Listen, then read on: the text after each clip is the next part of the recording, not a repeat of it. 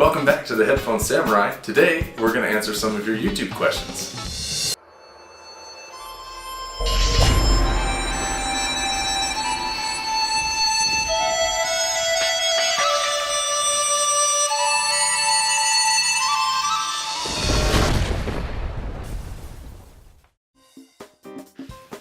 So we do get a decent amount of questions on YouTube, and sometimes they get answered, but we also are pretty busy and have a small crew, so sometimes stuff slides through a little bit. So we're going to try to touch on some of those that maybe did not get answered, and try to give you guys some feedback. rdaffin23 asks, are there any differences in sound quality between the different types of connections? I would say generally no, but it kind of depends on this one. If you're talking about maybe an 1/8 inch stereo connector versus a 1/4 inch, really same 3 conductors on there. You've got your right signal, left signal, and ground. And between the 2 connections, there's not going to be any sonic difference, although sometimes 1/4 inch connectors will be a little bit more durable, because a lot of times the 1/4 inch female jack is actually mounted to the chassis of the device that you're connecting to, but the size of the conductors on the connector will definitely not affect the performance. When it comes to maybe RCA versus XLR, that might be a little different story, but could maybe depend a little bit more on the device being a balanced device rather than single-ended. So I don't think that totally relates to the connector. In terms of digital connections, they're really all going to probably be pretty similar too. Optical, coax, USB. There may be certain benefits to something like optical not being electronically connected to the source, but sonically I would say as long as sample rates and all things are equal, they're probably going to sound completely identical. Master Gravitron asks, would the FiO E12 be suitable to bump up the output of a phone or MP3 player to proper line level? You can use a headphone amplifier like the E12 to boost the output of a device. However, the headphone output of most devices like an iPhone or an MP3 player turned all the way up are probably going to be equal to, or maybe even a little more powerful than typical line level voltage. Actually measured a line out from my iPhone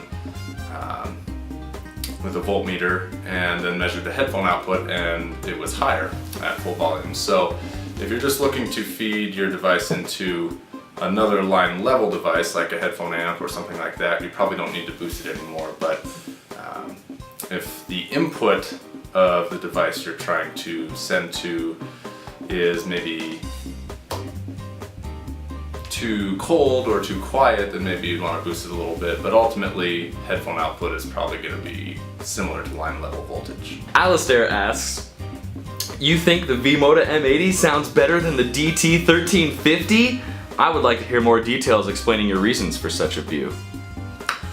Obviously, headphone sound quality can be pretty subjective from person to person.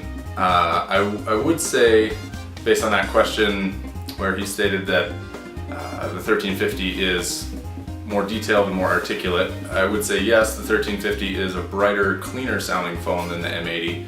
The M80 is a bit bassier and punchier, so that could be a personal preference thing, but I kind of found that the 1350, maybe depending on fit, can get kind of honky or boxy sounding, and I just felt like the M80, although maybe not as transparent and bright sounding, it is maybe a little more tonally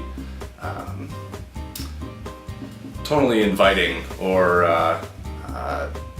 not really accurate or neutral, but I just find it to be a little more pleasing kind of sound, specifically in the mid-range. And that could be due to fit on the headphones largely, but probably boils down to personal preference type stuff ultimately. Chini asks, are you related to Justin Bieber? I'm not related to Justin Bieber, thankfully. Although I don't know, that might not be too bad. I have gotten that comment before, however it was before I had longer hair. I had more of a shaggy do. Maybe we'll be able to throw up a picture. You're not the first person to say that, but no, I am not related to Justin Bieber. Mr. Inappropriate Name asks, how do you feel the V-Moda M100 compares to the Sennheiser Momentums?